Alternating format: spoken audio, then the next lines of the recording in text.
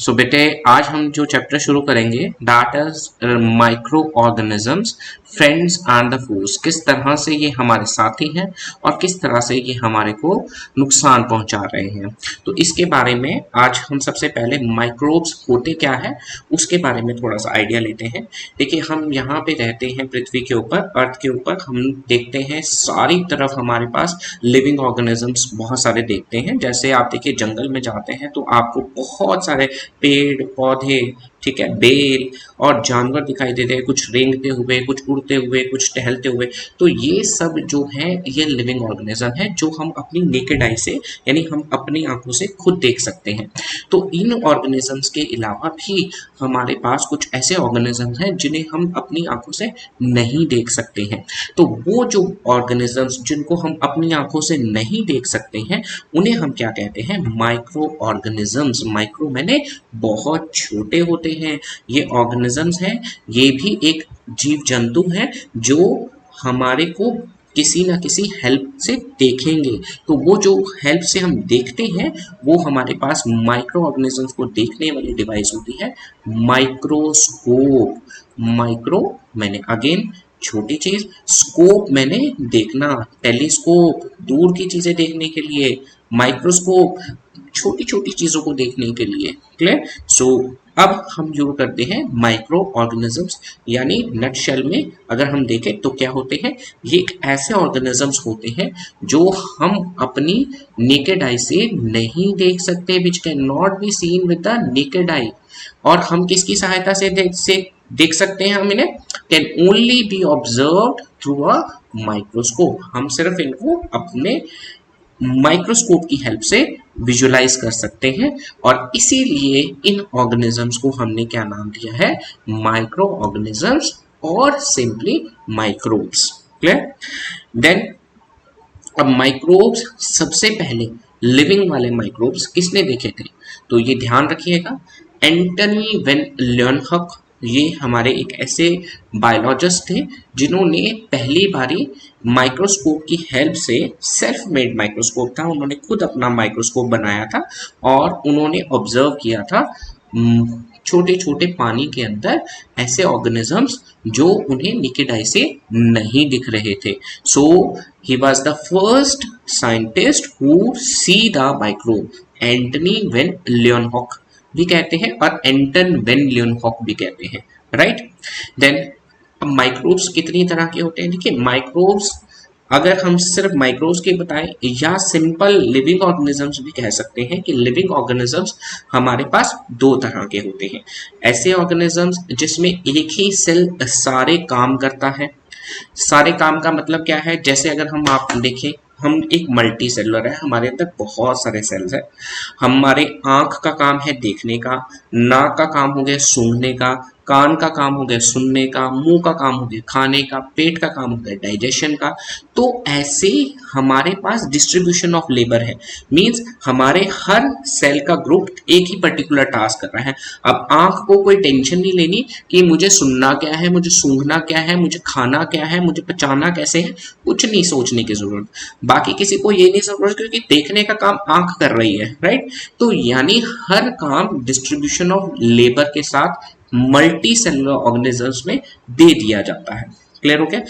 ऐसे ही unicellular organisms वो होते हैं जिसमें एक ही सेल होता है और वो ही सारे काम करेगा, मींस वही चलने का काम करेगा, वही खाने का काम करेगा, वही पचाने का काम करेगा। अगर बाय चांस उसमें देखने की शक्ति हुई तो वो देखने का काम भी करेगा। क्लियर? तो ये जब सारे काम एक ही ऑर्गेनिज्म करे तो उसे हम क्या कहते हैं? Unicellular organism. अब ये माइक्रो ऑर्गेनिज्म ही होते हैं ज्यादातर केसेस में, क्योंकि एक सेल, अब मेरे यहाँ पे मैंने ऐसे किया तो यहाँ पे 1000 सेल गिर गए, 10,000 सेल गिर गए, तो दिख थोड़ी रहे हैं बेटे आपको ये सेल। तो सेल्स ऐसे नेकेड आई से नहीं दिखाई देते हैं।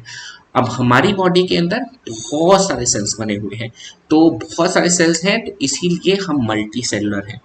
तो अब माइक्रोब्स के अंदर भी हमने इसी तरह से दो कैटेगरीज बना दी है कि नंबर ऑफ सेल्स के बेसिस पे कि कितने नंबर ऑफ सेल्स होते हैं।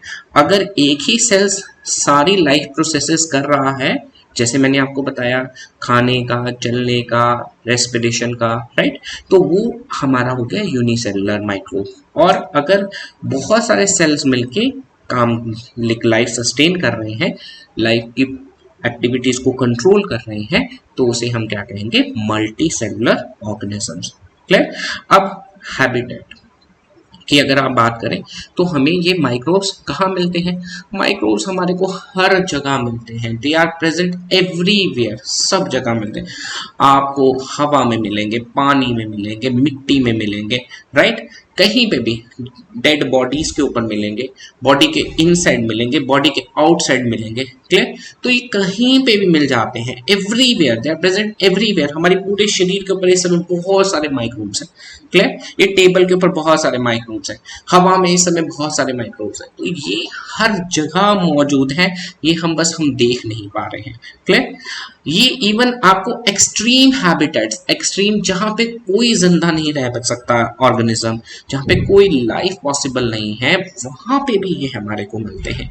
जैसे ड्रॉट, जहां सूखा पड़ गया, बिल्कुल सूखा पड़ा हुआ है, पानी नहीं है काफी टाइम से, और दरारें भर चुकी है मिट्टी के अंदर, कोई आपको जीव जंतु वहां पे नहीं दिख रहा, कोई दूर दूर तक आप देखें तो पेड़ पौधा भी सब मरने की कगार पे पहुंचे हुए हैं, कोई जानवर नहीं है, वहां पे भी ये माइक्रोब मिलेगा, राइट। ऐसे ही हमारे पास हॉट स्प्रिंग्स होते हैं। हॉट स्प्रिंग्स में क्या होता है, ये गर्म पानी होता है, बहुत ज्यादा उबलता हुआ पानी होता है इनके अंदर। ये कुछ इलाके होते हैं ऐसे जहाँ पे बहुत गर्म पानी ऑटोमेटिकली नीचे पृथ्वी से गर्म हवा आती रहती है लगातार, और वो पानी को गर्म करती रहती है, और वहां पे पानी उबलना शुरू हो जाता है।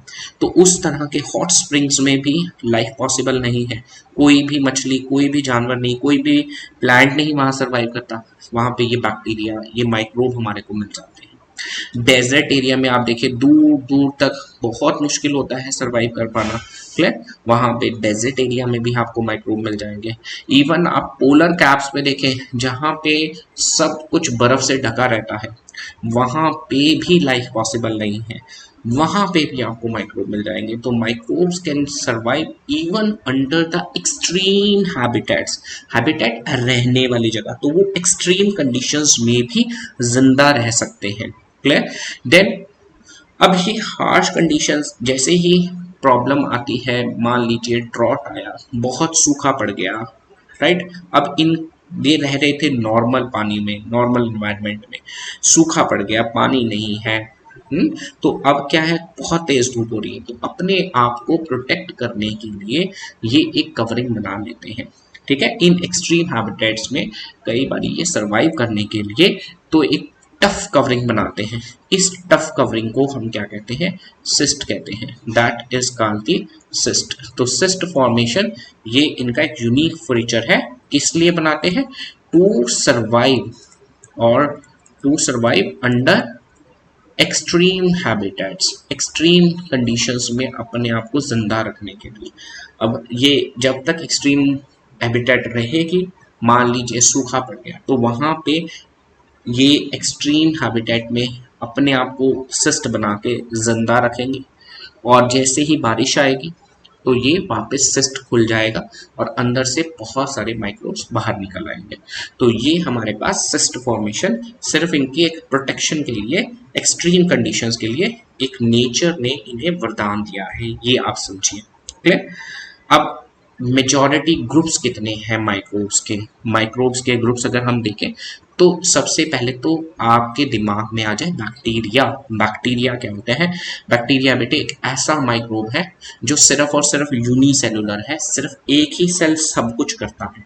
क्लियर। माइक्रोब। दूसरे होते हैं प्रोटोजोन्स। प्रोटोजोन्स भी एक आपके बैक्टीरिया का नेक्स्ट लेवल है।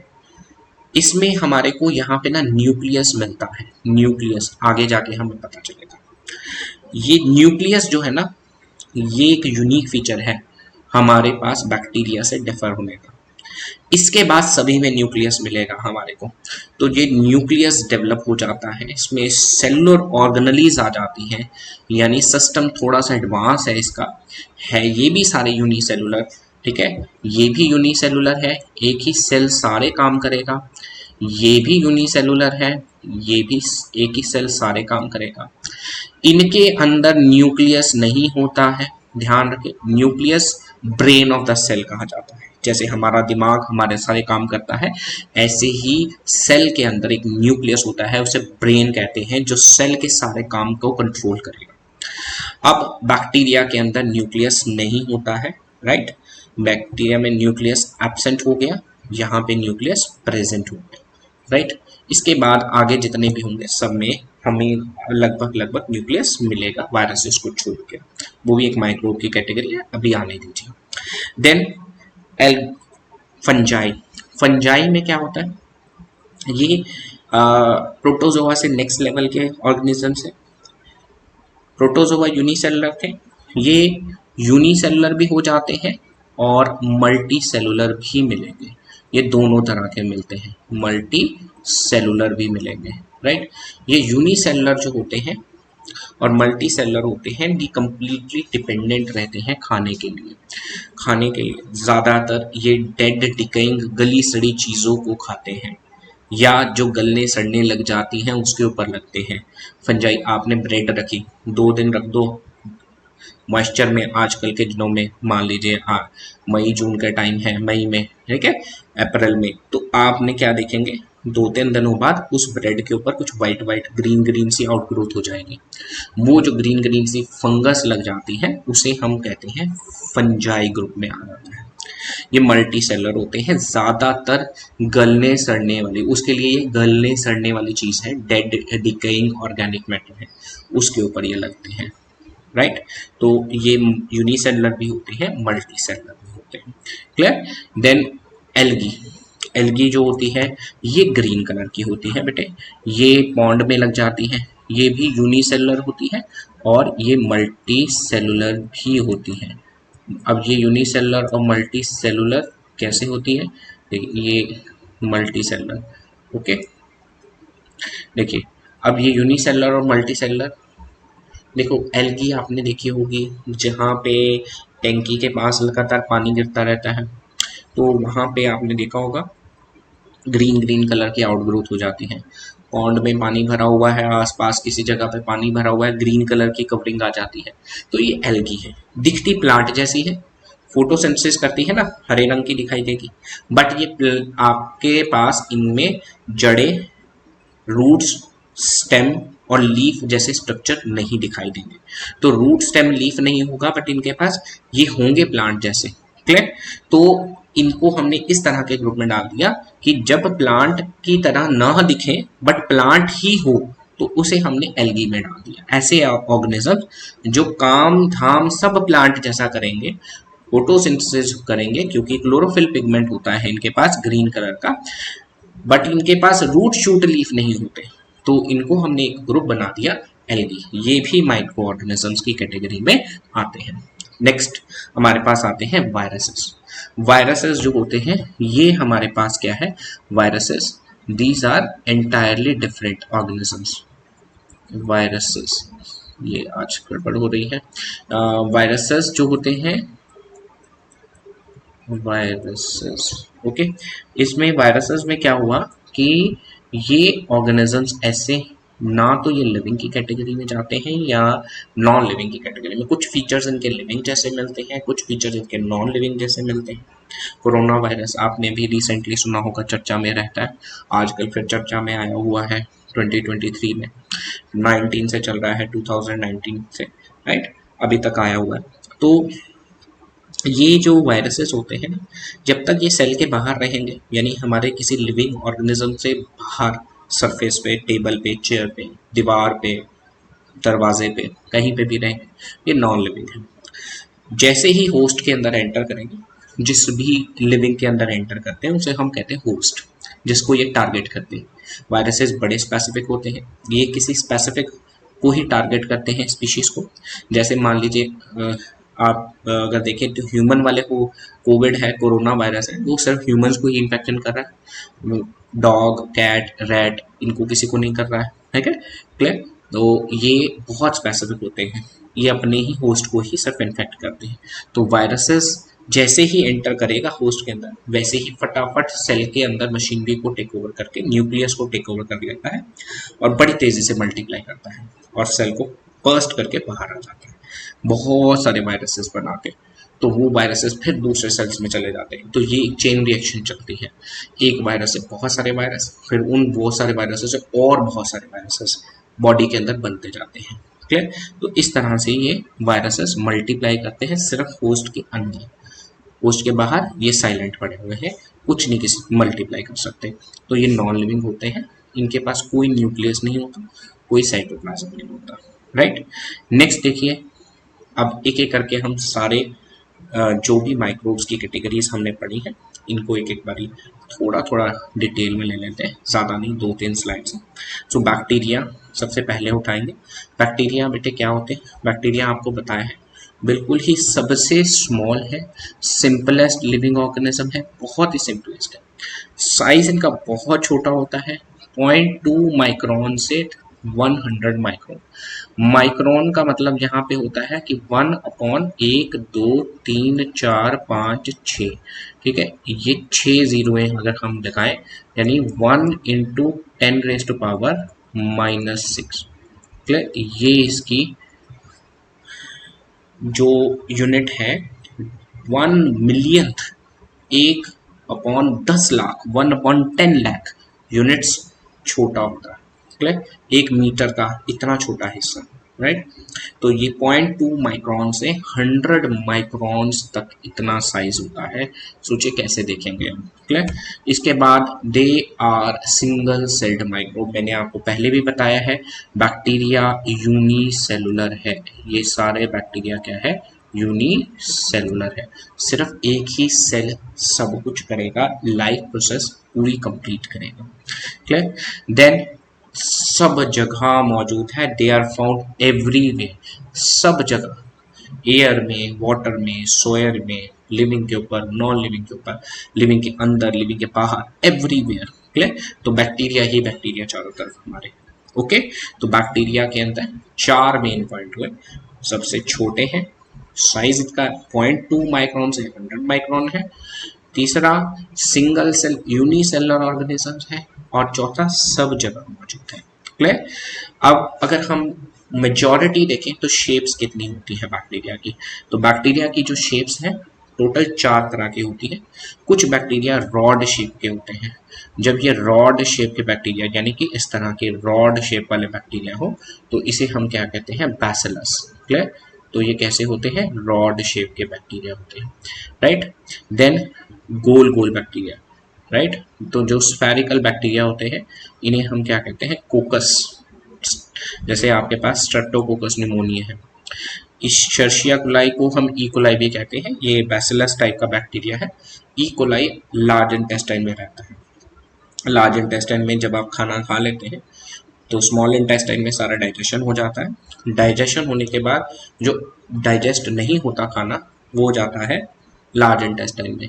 तो लार्ज इंटेस्टाइन में ये क्या करते हैं? उसमें विटामिन B12 और उसमें से खाना लेके खुद खाना खाते हैं और उसको और फर्दर फर्मेंट करते हैं, डाइजेस्ट करते हैं। क्लियर? जितना भी, अगर मान लीजिए ये सारी इंटेस्टाइन को अंदर से कवर करके रखते हैं, जिससे क्या है कि इन्फेक्शन कोई दूसरा माइक्रोब ना अंदर आ जाए, तो ये हमारे लिए हेल्पफुल है। क्लियर? तो E coli bacteria, E coli बोलते हैं हम, ई इशर्शिया का सिर्फ ई वर्ड यूज करते हैं, ई कोलाई। ठीक है? ये बैक्टीरिया हमारी लार्ज इंटेस्टाइन में मिलते हैं। ओके, यही बैक्टीरिया जो होते हैं ये विटामिन B12 वगैरह उन अनडाइजेस्टेड खाने से भी बना के हमारी बॉडी को सप्लाई करते रहते हैं। क्लियर? अब ये स्ट्रेप्टोकोकस बैक्टीरिया है। कोकस, कोकस का मतलब गोल गोल, spherical shape. Right? They are spherical shape bacteria. अब जो ये स्फेरिकल शेप होते हैं, ये spherical shape streptococcus pneumoniae cause करते हैं, लंग्स का इन्फेक्शन है ये मोस्टली स्ट्रेप्टोकोकस न्यूमोनिया लंग्स के इन्फेक्शन वाले रीजन में मिलते हैं। क्लियर? देन नेक्स्ट आते हैं कोमा शेप। थोड़े से टिल्टेड होते हैं इस तरह से, they are slightly tilted having, इनके पास एक फ्लैजेला रहता है। ठीक है? और ये जो कोमा की तरह दिखाई दे, अगर मैं इस साइड बनाता हूँ तो ये आपको बिल्कुल कोमा लगेगा। ये देखिए कोमा शेप। ओके, तो coma shape bacteria vibrio, coma shape के लिए नेम आया है विब्रियो। विब्रियो जो होते हैं ये कॉलरा करते हैं, हैजा, ठीक है, कॉलरा डिजीज करने वाला जो बैक्टीरिया है वो है हमारा विब्रियो कोलरी, राइट। और लास्ट में आते हैं स्पाइरल शेप। स्पाइरल शेप की शेप जो होती है स्प्रिंग जैसी होती है, जैसे वो टिक टिक वाले पेन में हम देखें तो वो स्प्रिंग शेप बैक्टीरिया होते हैं, तो उसे हम क्या कहते हैं, spiral shape. Spirillum, treponema pallidum, clear, ये भी हमारे पास बीमारियां करने का एक मेजर ये एक बैक्टीरिया रहता है, ठीक है जी। तो ये मेजर डिजीज कॉजिंग है बैक्टीरिया। अगर मैं इकोलाई को छोड़ दूं बाकी के 3 हार्मफुल ही है हमारे लिए, राइट। पर ये जो आपके पास शेप्स है, पहली हो गई rod shape, rod shape simple rod की तरह, क्लियर, यानी ये पेन देखिए जैसे सिलेंडर की तरह, तो ये बैसिलस शेप हो गई। स्फीयर गोल गेंद की तरह, वो हो गए कोकस शेप। कोमा की तरह हो गए विब्रियो शेप। और लास्ट में अगर स्पाइरल टिक टिक वाले पेन की तरह है तो वो कौन से हो गए, स्प्रिंग जो लगा होता है पीछे बीच में आगे आगे, तो वो वाला है spiral shape, spirillum bacteria. Example याद हो जाए बहुत बढ़िया, ठीक है। देखिए ई कोलाई तो याद ही रहेगा, वो तो लाइफ टाइम याद करने वाला है। स्ट्रेप्टोकोकस निमोनिया, निमोनिया करने वाला है। विब्रियो कोलरा, कोलरा नाम सब लगभग सभी बच्चों को पता होता है, विब्रियो कोलरा। ट्रेपोनिमा पैलेडम थोड़ा सा मुश्किल है, मैंने ज़्यादा स्ट्रेस भी नहीं दिया इसके ऊपर, हो गया तो ठीक है, नहीं तो कोई बात नहीं, इतना आगे यूज में भी नहीं रहता। आगे जहाँ पे इसका यूज आएगा मैं वहाँ पे आपको बता दूंगा, राइट। अब बैक्टीरिया के अंदर अगर देखें तो 2 कैटेगरीज होती हैं रेस्पिरेशन के बेसिस पे। रेस्पिरेशन अगर मान लीजिए ऑक्सीजन के प्रेजेंस में ही जिंदा रह सकता है बैक्टीरिया, तो ऑक्सीजन के बिना मर जाएगा। जैसे हम लोगों को ऑक्सीजन अगर मिल गई नहीं है तो हम जिंदा है, जैसे ही ऑक्सीजन खत्म हो गई तो हम मर जाएंगे। ऐसे बैक्टीरिया भी जो होते हैं वो 2 तरह के होते हैं। एरोबिक बैक्टीरिया जो सिर्फ ऑक्सीजन की प्रेजेंस में जिंदा रहता है, और एनारोबिक बैक्टीरिया जो ऑक्सीजन की एब्सेंस में ही जिंदा रहता है। अगर उन्हें ऑक्सीजन मिल गई तो वो मर जाएंगे। तो 2 तरह के बैक्टीरिया हो गए, survive in the presence of oxygen और they can survive only in the absence of oxygen. ये सिर्फ ऑक्सीजन की एब्सेंस में रहेंगे तो एन एरोबिक, एरोबिक एन मैंने एब्सेंट, एरोबिक बिना ऑक्सीजन के, एन एरोबिक लग जाएगा आगे, राइट। बात करते हैं न्यूट्रिशन, खाते कैसे हैं या खाना कैसे बनाते हैं। दोनों तरह के बैक्टीरिया मिलते हैं। ऑटोट्रॉफिक क्या करते हैं बेटे, ये हवा पानी से यूज करके अपना खाना फूड प्रिपेयर कर सकते हैं। तो इस तरह के बैक्टीरिया होते हैं ऑटोट्रॉफिक, जो अपना खाना, जैसे हमारे पौधे होते हैं ना, सनलाइट पड़ती है, हवा में से कार्बन डाइऑक्साइड यूज करते हैं, पानी जड़ों में से लेते हैं और इस कार्बन डाइऑक्साइड और वाटर को कंबाइन करके ग्लूकोज खाना बना देते हैं। यहाँ पे ये भी कुछ मिलता जुलता ऐसा करते हैं, राइट, और ये खाना खुद बनाते हैं। तो इस तरह के जो बैक्टीरिया होते हैं उन्हें हम ऑटोट्रॉफिक बैक्टीरिया कहते हैं। सारे नहीं होते, बहुत कम होते हैं। मेजॉरिटी जो होती है वो हेट्रोट्रॉफिक होती है। अगर मान लेते हैं, मैं फर्ज कीजिए कि 100 बैक्टीरिया पूरी पृथ्वी पे है, बहुत लाखों करोड़ों में है, सर समझाने के लिए कि 100 बैक्टीरिया अगर आपके पास है टोटल पृथ्वी पे, तो 10 एक बैक्टीरिया ही, केवल 10 भी नहीं, 5 से 10% ही सिर्फ बैक्टीरिया जो है ऑटोट्रॉफ्स हो गए, यानी अपना इनऑर्गेनिक चीज़ों से खाना बनाएंगे, और बाकी मेजॉरिटी जो है किसी दूसरे पे डिपेंडेंट रहेंगे, या तो प्लांट के बने बनाए खाने पे या एनिमल के बने बनाए खाने पे, यानी एनिमल की बॉडी के ऊपर या प्लांट की बॉडी के ऊपर। इसके अलावा ये खाना नहीं बना सकते। तो मेजॉरिटी जो है वो खाने के डिपेंडेंट होते हैं, food from other sources, clear. Other sources में अदर लिविंग सोर्सेस ही होते हैं। खाना जो है सिर्फ लिविंग से मिल सकता है, या प्लांट से या एनिमल से। चेयर टेबल तो खा नहीं सकते बेटे हम, राइट। नेक्स्ट, कई बार अब आती है कहानी रिप्रोडक्शन कैसे करते हैं, मतलब एक बैक्टीरिया 2 बैक्टीरिया को जन्म देता है। तो ये बैक्टीरिया जो पेरेंट सेल है, ये धीरे धीरे, इनमें देखिए मैंने आपको बताया था न्यूक्लियस नहीं होता, बट इनके अंदर जेनेटिक मटेरियल प्रेजेंट रहता है। ये जो जेनेटिक मटेरियल है ये होता है डीएनए। डीएनए नाम सुना होगा आपने बहुत बारी। तो जेनेटिक मटेरियल डीएनए होता है, पहले अपनी ये कॉपी बनाता है, डीएनए की 2 कॉपी बनाई, राइट। फिर 2 कॉपी से सेल को बीच में बंटवारा करके 2 सेल बना देता है, और एक एक कॉपी दोनों में ट्रांसफर कर देता है। अल्टीमेटली दो डॉटर सेल्स बन जाते हैं। ठीक है जी, तो दो डॉटर सेल्स बन गए। तो ये इस तरह से बाइनरी फिशन कहलाती है बैक्टीरिया के डिवाइड करने की प्रोसेस को। तो बाइनरी फिशन एसेक्सुअल रिप्रोडक्शन है। एसेक्सुअल का मतलब है कि इसके अंदर दो पेरेंट नहीं है, एक ही पेरेंट ने दो बच्चे प्रोड्यूस किए हैं, दो डॉटर सेल्स प्रोड्यूस किए हैं। तो it's kind of asexual reproduction. Sexual reproduction में क्या होता है, दो पेरेंट्स होते हैं, एक फादर होता है, एक मदर होता है। क्लियर?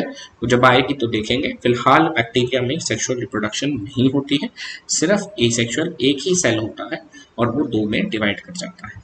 क्लियर? तो ये है बाइनरी फिशन। तो बैक्टीरिया हमारा हो गया खत्म। नेक्स्ट आता है प्रोटोजोआ। प्रोटोजोआ में ये देखिए, ये आपका फेवरेट एमीबा, बहुत सालों से बच्चों ने पढ़ा हुआ है, राइट। और ये लगभग हर एक ने 8 तक आते आते ये देख ही लेते हैं। एमीबा की कोई शेप नहीं होती, उसमें से सेल एक ही यूनिसेलुलर है। तो सबसे पहली बात तो एक ही सेल सारे काम कर रहा है, यूनिसेलुलर है।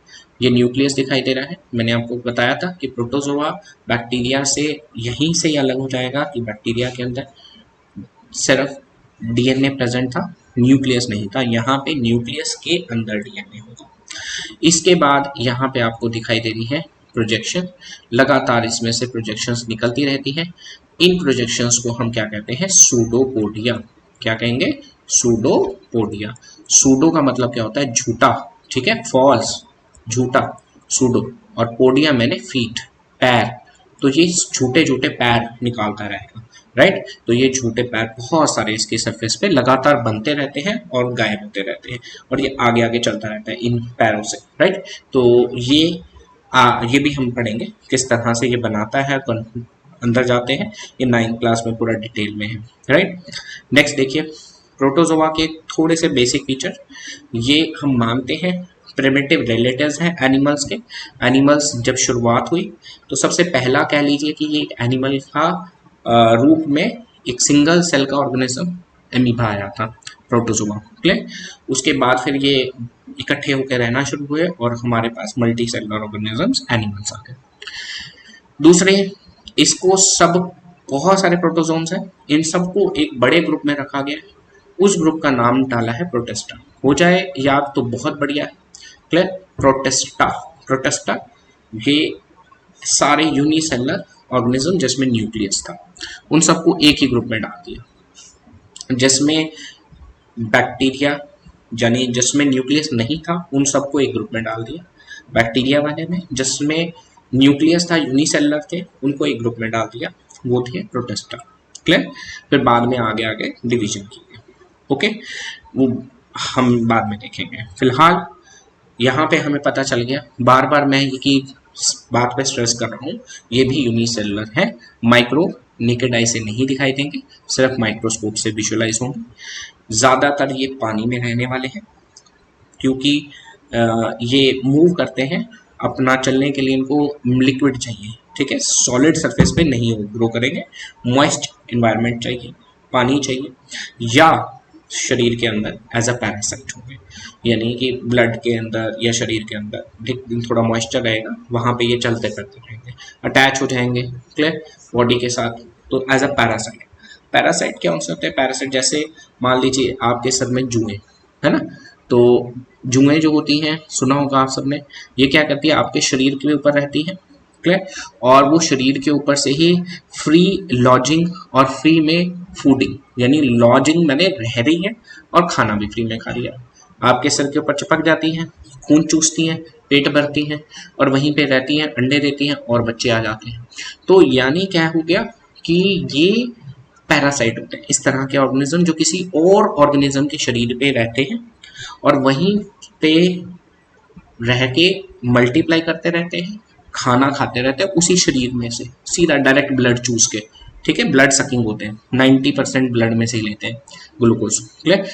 अब ये दो पैरासाइट हो गए, या तो शरीर के बाहर लगेगा, इसे कहते हैं एक्टोपैरासाइट, या शरीर के अंदर लग जाएगा, एंडोपैरासाइट, जैसे पेट में कीड़े कह देते हैं, तो वो पेट के अंदर लग जाते हैं, चिपक जाते हैं पेट के साथ जाके, बस वहीं से खून चूसते रहेंगे, राइट, वहीं अंडे देते रहेंगे, तो दिक्कत होती है वहां पे। क्लियर? तो ये प्रोटोजोआ भी पैरासाइट की तरह ग्रो करते हैं ब्लड के अंदर। अभी आगे देखेंगे, बड़ा भयंकर पैरासाइट है ये मलेरिया कॉज करने वाला, राइट। तो न्यूट्रिशन टोटली हेटेरोट्रॉपिक, टोटली खाना खुद नहीं बना सकते, प्रोटोजोन्स नहीं खाना बना सकते। इसके भाई प्रोटोजोआ में जो प्रोटिस्टा कैटेगरी में डाले थे ना, प्रोटिस्टा में प्रोटोजोन के अलावा और भी है, ठीक है। प्रोटिस्टा में प्रोटोजोन तो है, ये प्रोटोजोन्स है, राइट। इसके अलावा मान लेते हैं एक्स और ऑर्गेनिजम्स भी है, ये नहीं खाना बना सकते, दे नेवर, ये मान लो बी लगा देता हूँ। तो ये वाले कैटेगरी कभी फूड नहीं सिंथेसाइज कर देते, ये फूड सिंथेसाइज कर सकते हैं, राइट। सो यार कंप्लीटली डिपेंडेंट फॉर फूड, या तो ये गली सली चीजें खाएंगे या ये पैरासाइट की तरह ग्रो करेंगे लिविंग होस्ट में से।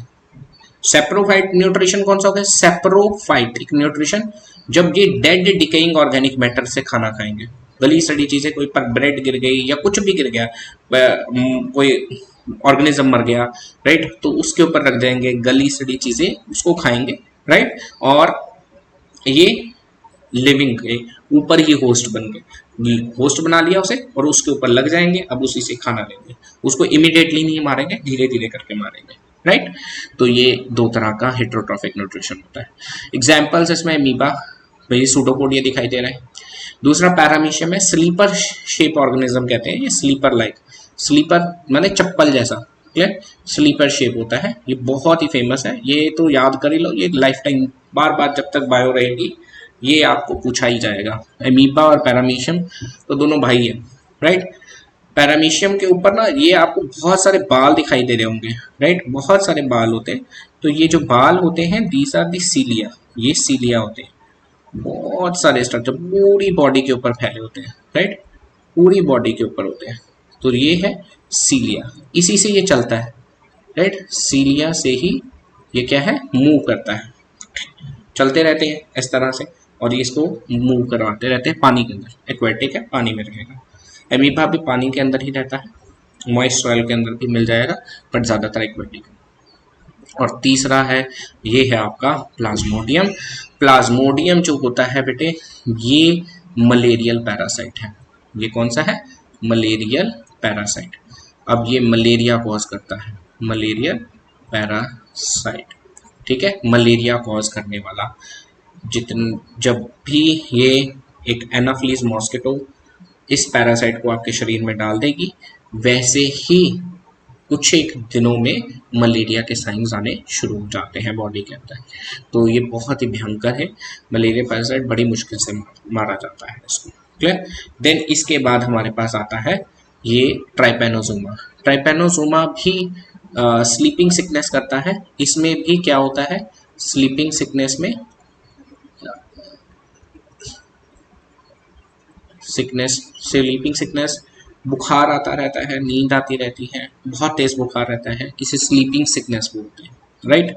तो that is the major problem. Okay, next आ जाते हैं हमारे पास फंजाई। फंजाई बेटे ये ना जैसे मैंने आपको बताया था, ब्रेड के ऊपर लगी होती है, ठीक है। पहले इसको प्लांट्स माना जाता था, बाद में पता चला कि इनके पास तो क्लोरोफिल है नहीं, तो इनको प्लांट से निकाल के अलग एक ग्रुप में बना दिया गया, फंजाई। ये डार्क कंडीशंस में, थोड़ी थोड़ी वार्म कंडीशन होनी चाहिए, मॉइस्चर होना चाहिए, बहुत तेज़ी से ग्रो करती है, तो ये इसके लिए फेवरेबल कंडीशंस होती है, क्लियर। मॉइस्चर होना चाहिए, थोड़ी सी कंडीशन 30 से 25 से 30 डिग्री के आसपास का टेम्परेचर होना चाहिए, और अगर डार्कनेस हो तो और बढ़िया, रोशनी नहीं हो तो ये बहुत तेज़ी से मल्टीप्लाई करती है। ये यूनिसेलुलर भी मिलती है और मल्टी सेलुलर भी मिलती है। अब यूनिसेलुलर देखो, यीस्ट ना आपने सुना होगा, घर में भी यीस्ट यूज़ करते हैं, खाना वगैरह आपको बेकरी इंडस्ट्री में बहुत ज़्यादा यूज़ किया जाता है, ये हमारे लिए यूज़फुल फंगस है। मशरूम जो खाते हो आप, मार्केट में मिलते हैं मशरूम्स, ये मशरूम भी फंगस है, ये मल्टी सेलुलर है, बहुत सारे सेल्स की, इसलिए नेकेड आई से दिख जाती है। यीस्ट के पाउडर मिलता है, ये क्या करते हैं, बेकरी इंडस्ट्री में डाल दिया जाता है आटे के अंदर, और आटा जब रख दिया जाता है यीस्ट के साथ तो फर्मेंट हो जाता है और धीरे धीरे फूलना शुरू करता है। आगे जाके हम इसको पूरा डिटेल में पढ़ेंगे, यीस्ट की फर्मेंटेशन वाली प्रोसेस। फिलहाल यहाँ पे नाम तक लीजिए यार, ये फंजाई के अंदर ये कैटेगरी में आता है, क्लियर। फंजाई भी टोटली हेटेरोट्रॉफिक है, that is totally dependent on heterotrophic, यानी कि खाने के लिए पूरी तरह से डिपेंडेंट है। दो ही कैटेगरीज होती हैं जब पूरी तरह से डिपेंडेंट हो, या तो वो गली सड़ी चीज़ों को खाएगा, राइट। मान लीजिए कोई वही आता है, खाना रख दिया, रोटी रख दी, गलना सड़ना शुरू हो जाएगी, कोई फ्रूट रख दिया, गलना सड़ा, उसके ऊपर रख देगी, फंगस ग्रो कर जाएगी। और दूसरा लिविंग के ऊपर पैरासाइट, मतलब फंगस लग जाती है अगर प्लांट के ऊपर ही लग गई, राइट, तो ये लिविंग प्लांट के ऊपर लग गई तो एज अ फंगस वो ग्रो करती है, तो एज अ होस्ट के ऊपर पैरासाइट की तरह ग्रो करेंगे। क्लियर। अब एग्जांपल्स इसमें ईस्ट तो देखिए यूनिसेलर है, एक एक सेल अलग अलग बिल्कुल ओवल शेप गेंद की तरह दिखाई दे रहा है, राइट, तो ये ओवल शेप स्ट्रक्चर्स हैं। देन ये ब्रेड के ऊपर इस तरह देखिए ग्रीन कलर की मोल्ड लगी है, माइक्रोस्कोप में देखेंगे तो कुछ इस तरह के धागे धागे दिखाई देंगे, ये राइजोपस है, इसे ब्रेड मोल्ड भी कहते हैं। क्या कहते हैं? ब्रेड मोल्ड कहते हैं। ओके। देन नेक्स्ट आ जाता है मशरूम। मशरूम जो होते हैं बेटे, ये मशरूम के डायग्राम नहीं है, मशरूम हमने पीछे देखा था ना, मशरूम लाइक इस तरह से होता है ना, मशरूम, ये मशरूम बनाते हैं, ठीक है, तो ये मशरूम होता है। ओके, तो मशरूम्स जो होते हैं हम मार्केट में मिलते भी हैं, तो उसको हम खाते हैं, राइट, तो मशरूम हो गया। Then next Penicillium. पेनिसिलियम देखिए ये आगे जाके आएगा एंटीबायोटिक, जो सबसे पहली एंटीबायोटिक बनी थी बायोटिक, ये पेनिसिलिन से बनी थी। पेनिसिलियम जहाँ जहाँ ग्रो करती है ना, पेनिसिलियम ऐसे ग्रो करती है, ये देखिए इस तरह से ग्रो करती है। तो पेनिसिलियम की स्पीशीज होती है बहुत सारी, ये धीरे धीरे एंटीबायोटिक प्रोड्यूस करती है, और ये एंटीबायोटिक्स जो होती है आज की डेट में हमें कोई बीमारी हो जाती है, मान लीजिए इन्फेक्शन हो जाता है, तो डॉक्टर कहता है एंटीबायोटिक खा लो। तो एंटीबायोटिक पुराने ज़माने में जब वर्ल्ड वार 2 हुई थी तो सबसे पहली एंटीबायोटिक पेनिसिलिन से बनी थी, इसी फंजाई ने दिया था, पेनिसिलियम ने एक केमिकल बनाया था पेनिसिलिन, उसका नाम रखा था, और वही पेनिसिलिन हम एंटीबायोटिक यूज करते हैं। इसलिए मैंने यहाँ पे ये वर्ड ये एक एग्जाम्पल के तौर पे यूज़ किया। ये आगे मशरूम तो एज अ फूड यूज हो जाएगी, क्लियर, तो ये हमारे पास एज अ फूड चलेगा, राइट। नेक्स्ट आ जाते हैं एल्गी। एल्गी तो देखिए बेटे बिल्कुल सिंपल प्लांट्स हैं, इनके पास रूट स्टेम लीव्स नहीं होते, दे आर सिंपल प्लांट्स, इनके पास they do not have root stem leaves, clear, इनके पास कुछ नहीं होता प्लांट जैसा, बट दे हैव क्लोरोफिल, इनके पास क्लोरोफिल होता है। अब क्लोरोफिल होता है तो ये फोटोसिंथेसिस कर लेते हैं, फोटोसिंथेसिस करके ये हमारे पास पॉन्ड के ऊपर बिछ जाते हैं, कहीं मॉइस्चर वाली जगह पे जहाँ पे पानी लगातार गिरता रहेगा वहां पे ग्रो कर जाते हैं। यूनिसेलर भी है, मल्टीसेलर भी है। यूनिसेलर कौन सी हो गई? क्लैमाइडोमोनास। क्लैमाइडोमोनास भी याद कर लीजिए, ये भी काफी, यूनिसेलर तो 3-4 ही हैं, अभी आप अगर देखेंगे तो धीरे धीरे हमें याद हो जाएंगे। क्लैमाइडोमोनास भी उनमें से एक रहेगा, ये बार बार आपको पूछे जाएंगे, क्लियर। ये भी ओवल शेप होता है, आगे देखते हैं हम इसका structure. Multi cellular spirogyra, clear, spirogyra वाला भी एग्जाम्पल जो है, आगे स्पाइरल शेप होता है, देखते हैं, डायग्राम मैंने दोनों बनाए हैं। न्यूट्रिशन अगर एल्गी में देखें तो सिर्फ कंप्लीटली ऑटोट्रॉफिक, ये टोटली खाना खुद बनाती है, किसी के ऊपर पैरासाइट। फिलहाल यहाँ पे हम मोस्ट ऑफ द केसेस की बात करें तो ज़्यादातर केसेस में ये ऑटोट्रॉफिक ही है, अपना खाना खुद बनाती है, यानी इनऑर्गेनिक हवा पानी ऑक्सीजन को यूज़ करके ये इनऑर्गेनिक चीज़ें होती हैं, कार्बन डाइऑक्साइड वाटर, इनको यूज़ करके ये क्या है, प्रेजेंस ऑफ सनलाइट में अपना ग्लूकोज बना देंगे, फूड बना देंगे, दैट इज ग्लूकोज, और इस ग्लूकोज को ये खाने को यूज करेंगे, फिर इनको खा के हम भी यूज करते हैं, राइट। एग्जाम्पल देखिए, क्लैमाइडोमोनास, एनसीईआरटी में डायग्राम बिल्कुल सेम यही दिया हुआ है, एक ही सेल है, दो चलने के लिए इनके पास फ्लैजिला है, ठीक है, ये धागे धागे से आपको दिखाई दे रहे हैं स्ट्रक्चर, ये चलते रहते हैं, राइट, इस तरह से मूव करते रहते हैं क्लैमाइडोमोना, और ये स्पाइरल शेप इनके अंदर क्लोरोप्लास्ट होता है, that is spiral shape chloroplast, spring की तरह, मैंने वही जैसे स्पाइरल स्प्रिंग होता है ना, तो इसीलिए स्पाइरल शेप क्लोरोप्लास्ट ही इसके अंदर, जिसके अंदर क्लोरोफिल होता है ना, उस स्ट्रक्चर को हम क्या कहते हैं, क्लोरोप्लास्ट। तो क्लोरोप्लास्ट जो है वो स्पाइरल शेप होने की वजह से इसका नाम आ गया स्पाइरल। अगर हम इसका क्लोरोप्लास्ट देखें तो इसका क्लोरोप्लास्ट कैसा है, कप शेप, कप की तरह का, ये कप बना हुआ है, ठीक है, तो ये कप ग्रीन कलर का जो स्ट्रक्चर है ना, क्लोरोप्लास्ट है, cup shape chloroplast, chloroplast cup की तरह है, यहाँ पे स्पाइरल की तरह है, राइट। ये वॉलवॉक्स है, वॉल बॉक्स तो फुटबॉल की बॉल लगती है, तो फुटबॉल की बॉल की तरह सारे सेल्स इकट्ठे हो जाते हैं अंदर से, जैसे फुटबॉल में हवा भरी होती है, इसमें एक लिक्विड भरा रहता है और सारे सेल्स किनारे पे लगे होते हैं, किनारे पे लगे होते हैं। अब बीच में छोटी छोटी फुटबॉल्स बनी हुई हैं और ये छोटे छोटे बच्चे हैं इनके, ये इसमें से बाहर निकल जाएंगे पिंच ऑफ होके। ये बड़ी बॉल है, ये बड़ा पेरेंट कॉलोनी होगी और ये डॉटर कॉलोनी होगी। डॉटर कॉलोनी बच्चे जो है, ठीक है जी, ये डॉटर कॉलोनी होगी, ओके। और ये पेरेंट कॉलोनी, पेरेंट कॉलोनी होगी, राइट। तो पेरेंट के अंदर तो ऐसे कॉलोनीज में जब सेल्स इकट्ठे रहने जब शुरू करते, यूनिसेलुलर से नेक्स्ट लेवल था एल्गी के अंदर मल्टी सेलुलर होने के लिए कॉलोनीज बनानी शुरू की उन्होंने, साथ साथ मिलके रहना शुरू किया। तो वॉलवॉक्स एक कॉलोनी का एग्जाम्पल है, colonial, colonial algae, clear, colonial algae का एग्जाम्पल है, राइट। वायरसेस, वायरसेस लास्ट में आ जाता है हमारे पास। वायरसेस में हमारे पास कितने हो जाते हैं, वायरसेस जो होते हैं बेटे ऐसे ऑर्गेनिजम्स हैं जो है तो माइक्रोस्कोपिक, मतलब माइक्रोस्कोप में ही दिखेंगे, बट ये बिल्कुल डिफरेंट है माइक्रोब से। क्यों? क्योंकि ना तो इनके अंदर साइटोप्लाज्म है और ना ही इनके अंदर कोई ऑर्गेनली है, माइटोकॉन्ड्रिया, जिसके थ्रू ये हम कहें कि ये लिविंग जैसे हैं। ये सिर्फ एक प्रोटीन की कवरिंग होती है और उसके अंदर डीएनए होता है।